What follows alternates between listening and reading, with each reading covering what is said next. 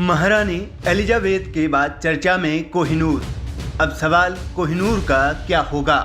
Twitter पर trend हो रहा है कोहिनूर। ब्रिटेन की महारानी के निधन के बाद भारतीयों समेत एशियाई लोगों के दिमाग में सबसे ज़्यादा ख्याल कोहिनूर हीरे का है। कोहिनूर 105 कैरेट का हीरा है जो प्लेटिनम के एक माउंट के साथ ताज से जुड़ा हुआ है। ब्रिटिश महारानी के ताज के सामने एक क्रॉस के पास लगा है। अब तक इस ताज को क्वीन एलिजाबेथ पहनती थीं।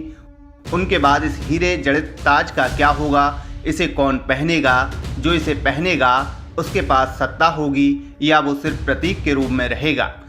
इन सवालों का जवाब हम आपको यहाँ देने जा रहे हैं, तो अंत तक बने रहिए और जानिए कोहिनूर से जुड़े सभी सवालों के जवाब। जैसा कि आपको जानकारी है कि ब्रिटेन की महारानी एलिजाबेथ द्वितीय का 96 साल की उम्र में निधन हो गया। महारानी एलिजाबेथ कोहिनूर जड़ित ताज को खास कार्यक्रमों में पहनती रही हैं। कोहिनूर के अलावा भी मुकुट में 2867 हीरे लगे हैं। एलिजाबेथ द्वितीय के निधन के बाद से ट्विटर पर कोहिनूर ट्रेंड कर रहा है।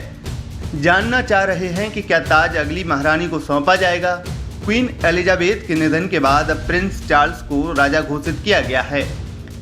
इसके साथ ही ब्रिटेन की नई महारानी डचेस ऑफ कॉर्नवाल कैमिला होंगी, जो एलिजाबेथ द्वितीय के सबसे बड़े बेटे और उत्तराधिकारी में सबसे आगे प्रिंस चार्ल्स की पत्नी हैं।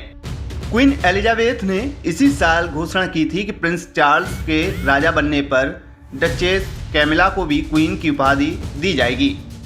ऐसे में राजकुमार चार्ल्स के राज्याभिषेक के दौरान कैमिला को ही कोहिनूर के साथ ताज सौंपा जाएगा। अब अंत में कोहिनूर जड़ित ताज के बारे में जान लीजिए।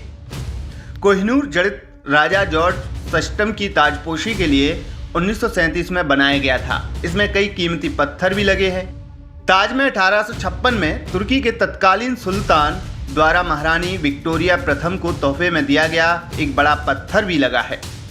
ये उन्होंने क्रीमिया युद्ध में ब्रिटिश सेना के समर्थन के प्रति अपना आभार जताने के लिए दिया था। ताज में लगे कोहिनूर के बारे में कहा जाता है कि लगभग 800 साल पहले भारत में एक चमचमाते पत्थर के रूप में मिला था। बाद में इसे तराशने के बाद कोहिनूर नाम दिया गया। कोहिनूर हीरा दुनिया की सबसे बड़े हीरे में से एक है। इसके नाम को कुह-ए-नूर के रूप में समझा जा सकता है। इसका मतलब रोशनी का पर्वत होता है। ये भारत की गोलकुंडा खदान में मिला था। 1849 में जब ब्रिटिश उपनिवेश पंजाब में आया तो इसे अंतिम सिख शासक दलीप सिंह ने महारानी को भेंट किया था।